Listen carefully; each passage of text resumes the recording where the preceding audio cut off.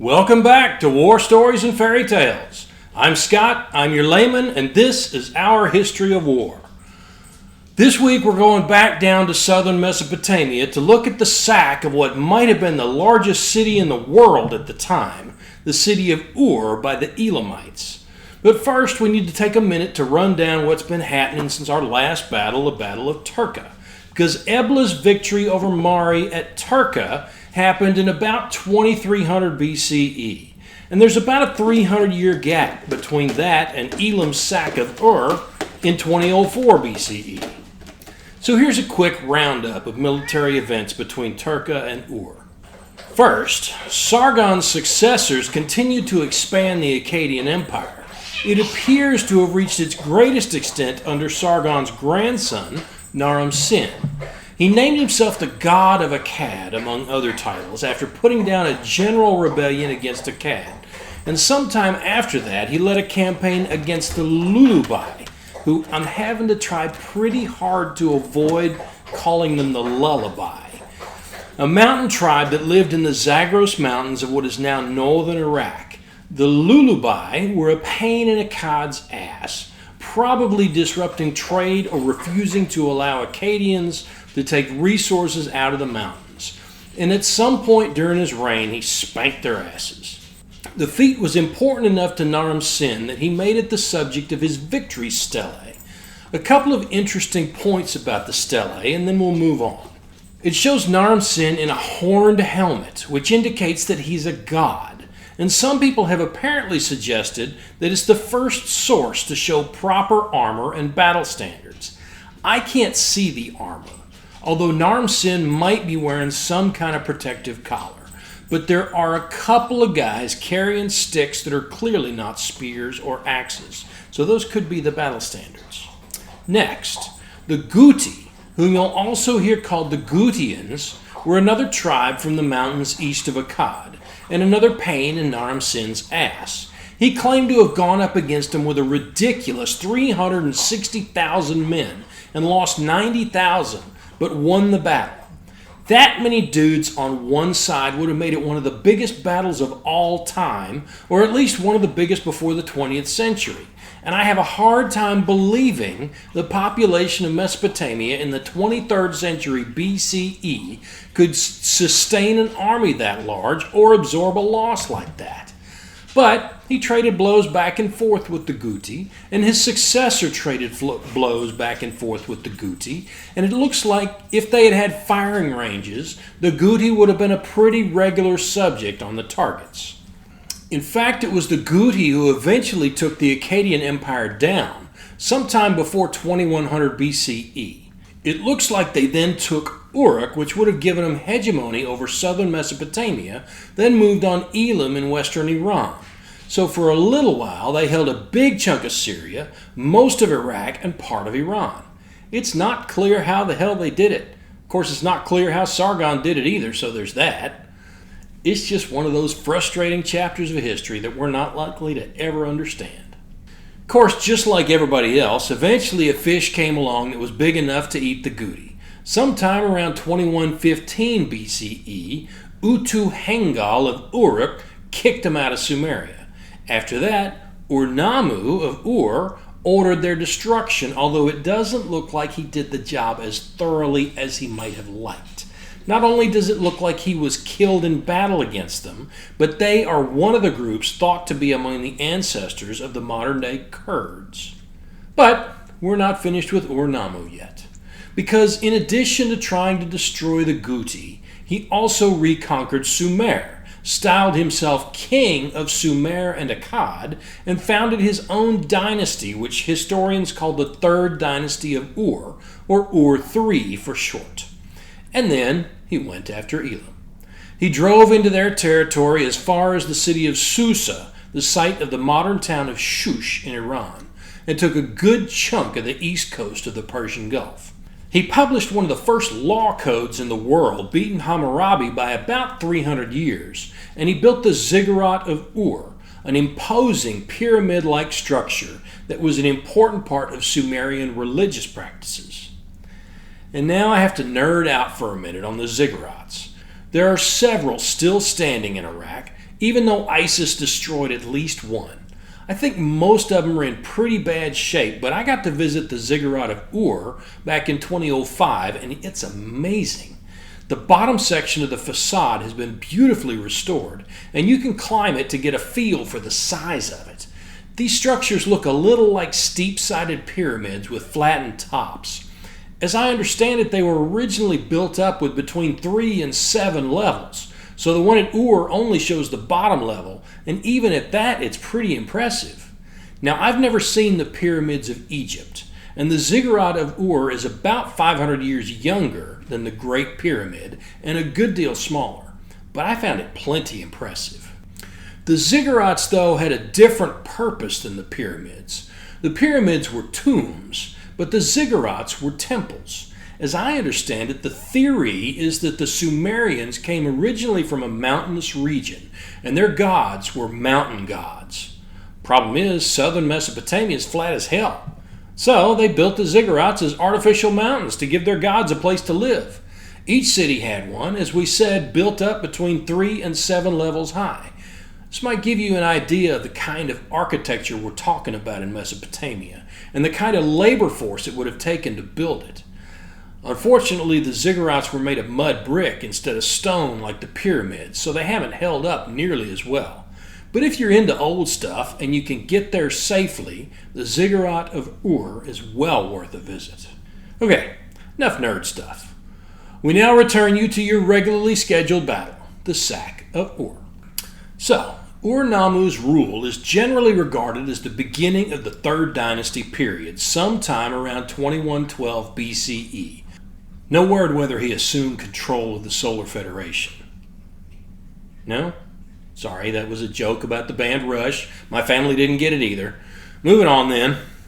Looks like Ur-Nammu was quite a piece of work. Not only was he not deified after his death, which was very unusual for a Mesopotamian king in those days, but he may have been killed in battle against the Guti after his army abandoned him.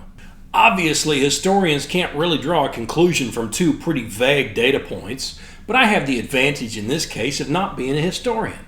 Sounds to me like Ur-Nammu, for all his undeniable success on the battlefield, was probably an asshole. But he built an empire that endured for almost a century, so he's got that going for him. He ruled for 18 years, and his son Shulgi ruled for 48 years. Ur-3 reached its greatest geographical extent under Shulgi. After Shulgi, Amar-Sin and Shu-Sin reigned 9 years apiece. Then Ibbi-Sin came to power around 2028 BCE, just as Elam was rising up out of its own ashes. This is the poor bastard who drew the short straw and got to preside over the destruction of what Ur-Nammu and Shulgi had built. But before we get into that, let's look at what made the city of Ur the center of the Mesopotamian world in the 21st century BCE. We've talked a lot about Mesopotamian city-states in other episodes. There were lots of them, like Uruk and Kish and Lagash and Umma, as well as in northern Mesopotamia like Mari and Ebla and Akkad.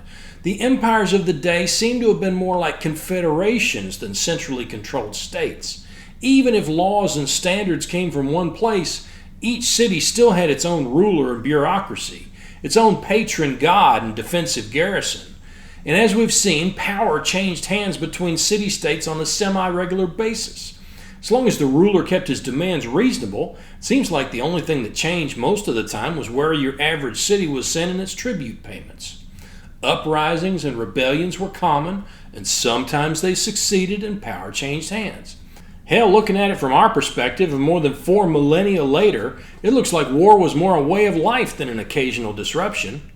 Though I'm sure it didn't seem that way to the poor bastards caught in the crossfire, whose fields were trampled and livestock stolen and wives and daughters raped and sons carried off as soldiers or slaves every time somebody's army passed through.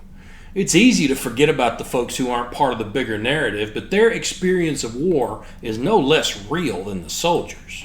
So, living inside a city's walls must have given people a pretty strong sense of safety that wasn't available to the folks tending the fields and livestock outside. Now, most of these city-states, at least the big ones, were built on either the Euphrates or the Tigris rivers. Water is critical to a city for a couple of reasons. One, because people and the crops and livestock they eat can't survive without it. And two, because a river makes moving large quantities of stuff through a region much easier than carrying it on the backs of animals or humans. A river is like a highway, and just like a modern highway, the closer you can get to it, the better off you'll be. That's why so many ancient civilizations grew up in river valleys, and why even today many of the world's biggest cities have grown up where a river meets the ocean. And Ur had all of that going for it. The city is landlocked today, but during the Bronze Age, the water level in the Persian Gulf was higher. So it sat in a marshy area where the Euphrates Delta met the Gulf. This area was probably navigable for the trading ships at the time, so trade coming in from modern-day India would have passed through it. There was a thriving civilization in the Indus Valley at the time. There's a battle coming up over there before too much longer. And historians are pretty confident there was trade between the two regions. If there was trade coming in from Egypt or Ethiopia, it would also have come through Ur. Hell, the Polynesians were already well established across the Pacific by Ur III, so it's not beyond the realm of possibility that they might have ventured into the Indian Ocean and the Persian Gulf occasionally. And pretty much all of that trade would have come through Ur. Yes, the Persian Gulf has two long coastlines to the east and west, but the west coast is largely desert. And while the Elamites probably got some of that trade because they held the east coast, most of the traders would have wanted to go to Sumer because that's where the best trade goods were. In other words, that's where the money was. So those goods from India and elsewhere came in through Ur, and anything Ur didn't want would have made its way up the Euphrates into the rest of Sumer, then further up the river into the Levant, to Mari and beyond. This probably included much of the tin the Mesopotamians needed to make bronze tools and weapons. Not much came into the region from the sea without passing through Ur. The TLDR is, Ur had money and trade goods coming out of its ass. The city would have been fabulously wealthy enough to keep a large population alive, and even attract people from all across the region to resettle there. Most of the cities we've looked at in Bronze Age Mesopotamia had populations in the range of 30 to 40,000. By 2004 BCE, Ur was probably the largest city in the world, with a population somewhere around 65,000. All that wealth and all of those people probably went a long way toward helping Ur-Nammu and Shulgi build the Ur III Empire. The question I'm wondering, and unfortunately I don't have an answer, is why wasn't Ur the dominant city in Mesopotamia all the way back in 2500 BCE, when we think this trade with India started? Thinking about it, it probably took the trade a while to develop, and traders may have preferred an overland route that remained important until the 2100s BCE. It's even reasonable to imagine that the Guti may have cut off the overland route or restricted it, and that's why Ur-Nammu was so keen to take them out. But we'll probably never know. But the downside of being the biggest, most prosperous city in the world, or the most prosperous state or country, is that you leave a lot of people on the outside. And many of those people want to be on the inside, to enjoy some of that prosperity and share it with their families. Now, the city probably has laws about who can come in, but if you fall on the wrong side of those laws and you think getting inside is the way to make your kids' lives better, how long is the list of things you won't do? I'm going to guess it's pretty damn short. So you figure out how to get into the city, and maybe you figure out how to make a living and provide things people want so their lives are made better, and at the same time you improve your kids' lives. Or maybe you don't figure it out and you become a drain on the city's resources and they throw you out or stick a dagger in your belly, or both. Or maybe you can't figure out how to get in and you take your family and try to go someplace else. And for the rest of your life, you hold a grudge against that city and its people for not letting you in. Or maybe you don't care about contributing to the city at all, or even revenge, but you want some of their stuff, because you think their gold would look better on your arms than on theirs, and their barley would make really nice sandwiches for your family. So you get a bunch of friends together and you try to break into the city so you can help yourselves. These are the kinds of threats Ur faced during the Ur III period: crowding and theft inside and raiders from outside. The Guti were one of the most serious groups of raiders, but you also had Elam to the east, the Lulubai in the mountains of Iran, and the Amorites in the desert to the west. All these people tried to pad their bank accounts by raiding Sumerian cities, especially Ur. No, they didn't really have bank accounts. I'm using the term as a metaphor. What they really did was attack the cities, force their way inside, and carry off whatever they could. Of course, when you're in charge of a big city, you can't just let the raiders in and tell them to help themselves. There's plenty. That's bad for your bottom line, bad for your population, and bad for your poll numbers. No, they probably didn't have polls, but the number of rebellions these kings had to deal with tells me they had to listen to some kind of constituency. It's another metaphor. Roll with it. So the kings had to figure out ways to keep the raiders out. Ur-Nammu tried to wipe them out, which doesn't seem to have worked out for him. Shulgi apparently built an enormous wall, but I can't quite figure out where it was or how long it was. Most sources I can find say he built it in the west to keep out the Amorites, but some say he built it to keep out the hill tribes, who would have been in the east. It's possible he built it from one river to the other, basically cutting some part of southern Mesopotamia off from the rest. But he built a wall. Now, the thing about a wall is that the people on the other side have to agree not to cross it, which means you have to make it hard enough for them to cross that they decide is not worth it. You can build it enormously tall, but if they still think your side is better than theirs, they're going to figure out how to get over it, or around it, or under it, or through it, which means you have to have people guarding the wall to discourage the people on the other side from coming over. In general, a wall without guards is less effective than guards without a wall. But if you want a chance to keep people out, you really need both.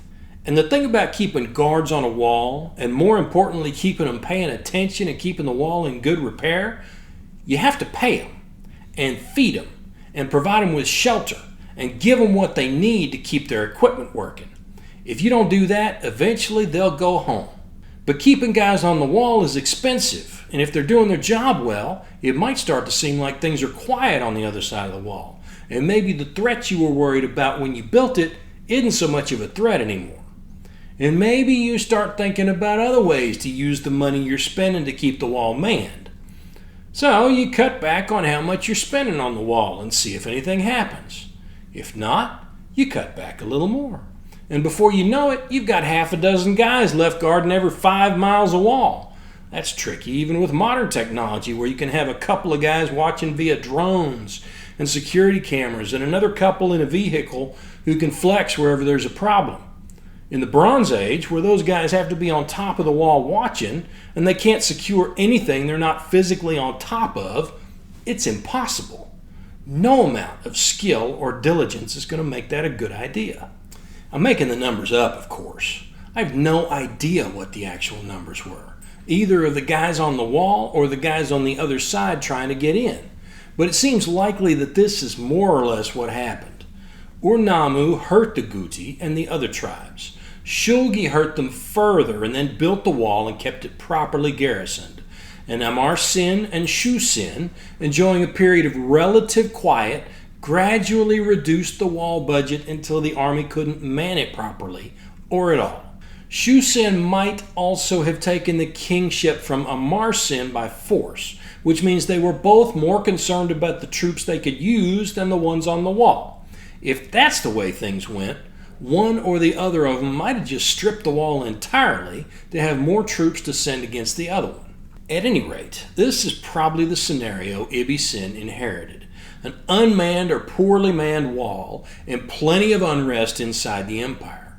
The city would still have been prosperous, but when you've spent years spending your military budget to keep some other part of your kingdom happy, it's hard to turn that off and go back to spending on your military, even if that's what you need to do. And when you neglect your military, friends and foes alike start thinking you might be weak, and they start looking to their own interests, self-defense for your friends and offense for your foes. So Ibbi-Sin probably did the best he could, but the damage was done. First, the cities of his empire started to abandon him, building up their own armies and probably cutting back on trade.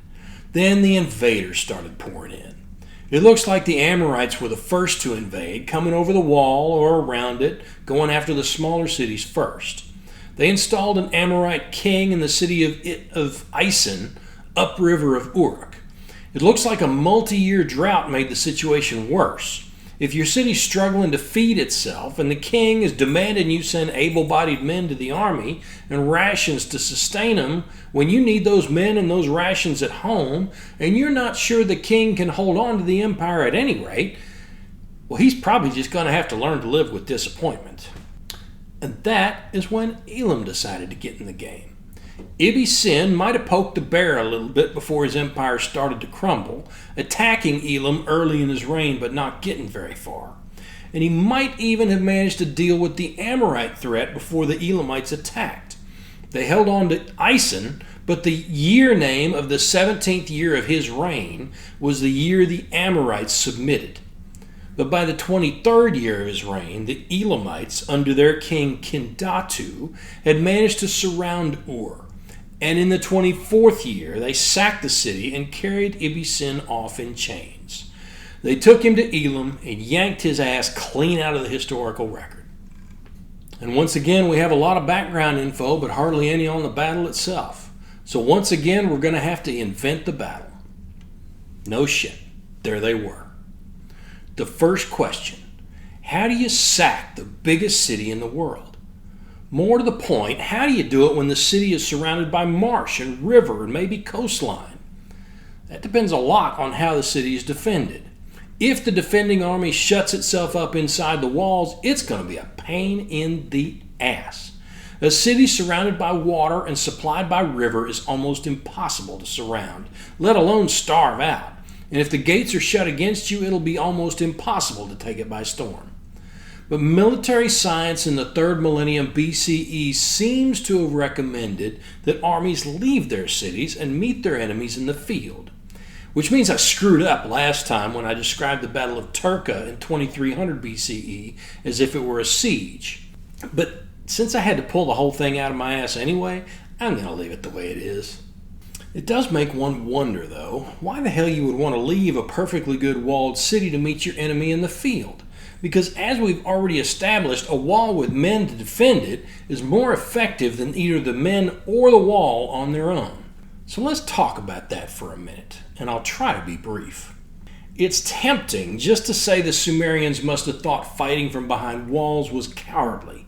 That could be all it is, except that social customs only tend to endure until somebody refuses to be bound by them. Think about the resistance to gunpowder, or for that matter to longbows and crossbows in medieval Europe. The resistance came from the wealthy guys who could afford horses and armor, who stood to hold on to their power if they could nip the new weapons and tactics in the bud. But the guys in the mud, whose lives were every bit as precious to them as the rich guys were to them, held on to the advantage and changed the game. By the same token, we can imagine that as soon as some poor bastard figured out that he was hopelessly outnumbered, but he and his guys had a chance at surviving if they stayed inside their walls, the custom of marching out to fight would go away. So I can't imagine social pressure was the only reason to fight the battle outside the city walls. One possibility is that the city didn't have a wall around it at all, so Ibbi-Sin's best option was to try and stop the Elamites as far from it as he could. But archaeologists have found the remains of a wall around Ur, so that probably wasn't it. It could have been a variation on this idea, though, if only the elites and the merchants lived inside the city walls, and the people who grew the food all lived outside, and maybe the food storage sites were out there as well. It'd be much harder for the city to withstand a siege, especially if the city had sat unthreatened since Ur-Nammu's time and a whole second city had been allowed to grow up outside the walls. Well, it might not make sense to let an enemy destroy half the city without at least trying to defeat him in the field. Another possibility is that Ibbi-Sin assumed his army was unbeatable, After almost 100 years of Ur being on top of the world, after absorbing the territory of the greatest empire anybody had ever seen up to that point, after driving the fierce Amorites into submission just a few years earlier, he might have just assumed he was invincible. That, possibly combined with a city that sprawled well outside the walls and maybe even reinforced by positive omens from the gods, could be enough to convince a big-headed king to meet his enemy in the field. So that's probably what happened. The army of Ur marched out to meet the Elamites on the battlefield and got their asses kicked. No idea whether Ibbi-Sin was with them, but if he was, he probably made it back to the city with a remnant of his army. Or maybe Kendatu, the Elamite king, captured him and displayed him under a yoke before the walls of his city and convinced them to open the gates that way. Because if somebody can capture your divine king and drive him before your city in a yoke, well, maybe the gods are trying to tell you that guy isn't their chosen one anymore. However it happened, the Elamites got inside the city. Because if you can threaten the richest city in the world, defeat its army in the field, and camp under its walls, there's no way in hell you're going home before you squeeze that peach for all the juice you can get out of it. I can't find an account of the sack itself, which isn't really surprising, and I don't have any idea what the Elamite rules of war looked like. Believe it or not, many cultures have had rules that govern that kind of thing. There's a tablet called the Lament for Ur that describes the city's destruction, but in terms of a natural disaster, a great storm and a flood. Imagine the Elamites might have gotten a kick out of being described as a storm. Now, the sack of the world's largest, richest city would not have been a quick operation. A city of 65,000 people wouldn't be small, and not all of those people would have just rolled over and surrendered their stuff peacefully. Many of them would have tried to fight, if only so they could tell their gods they hadn't given up. Almost all of them would at least have tried to hide their valuables in hopes that they might have something left when the Elamites finally moved on. But even if they contented themselves with the royal treasury and the temples and didn't try to ransack the people's homes, the Elamites would have made themselves at home for a while. They were in the richest city in the world after all, and they were going to enjoy the comforts it offered. Good food, good alcohol, comfortable beds, the company of beautiful women, willing or unwilling, is a sweet deal not to be missed while it's available. So for 3 days or a week or a month, the Elamites enjoyed the hospitality of the great city of Ur. To add insult to injury, they probably put Ibbi-Sin up in a comfortable prison hole high up, maybe in the ziggurat itself, where he could see everything they did. And when they left, they would have left with as much treasure as they could carry, probably enlisting plenty of locals to help them carry it back to Elam. Wealthy people probably don't make very good slaves, but you can imagine the appeal of being able to tell Mama that you brought her a kitchen helper that used to be a priestess or a princess. But the worst thing the Elamites might have done was to steal the city's gods. We haven't really talked about Mesopotamian religion, but each city had its own patron god, not a god unique to the city, but a god who favored the city and watched over it, and if the people kept him or her happy, worked to keep the city safe and prosperous. That god was the one who lived in the ziggurat, where he or she could literally watch over things from on high. For Ur, that was Ningal, wife of the Sumerian moon god Nana. Her job was to watch over the city, and the people of Ur in return watched over her, presumably praying and sacrificing in ways they figured would please her. So you'd think she would keep the city safe as long as they kept her happy, but it doesn't look like that's how it worked, because in the Lament for Ur, she pleads with Enlil, the storm god, to call back the storm he has sent over Ur, which again seems to be a metaphor for the Elamite invasion. Not sure who pissed in Enlil's Wheaties, but of course he refused to stop the storm. And the Elamites sacked the city and probably took Ningal with them when they left. Which meant not only was the city violated and at least partly burned, not only did it lose a good chunk of its wealth and its people, not only did they carry off its king, but the god who gave the city its identity was gone. How do you struggle back from something like that? Can you just pick a new king, rebuild your houses, and carve a new effigy for your god? I mean, in a nutshell, that's what happens, but the experience of it is a little more complicated. And unfortunately, just like everything else, we don't know enough to be able to say just what that experience was like. But we do know the city remained a going concern after the sack. It could hardly do otherwise if you think about it. Its position pretty much guaranteed that somebody was going to live there, because any place trade goods have to flow through, there's going to be people there to help it flow, and to get their piece of the pie as it does. Ur III ended with Ibbi-Sin's capture, but Ur would be a major city on and off until water levels fell and the coastline changed in the 400s BCE. And, as happens way too often with these early battles, we don't have enough information to do a proper analysis. The Elamites sacked Ur and carried Ibbi-Sin off in chains, and that's about all we know. And I don't feel like inventing a battle to analyze this time, so we're going to leave it there. So, I hope you enjoyed this week's battle, the sack of Ur. I'm Scott, reminding you to piss when you can. Have a good one.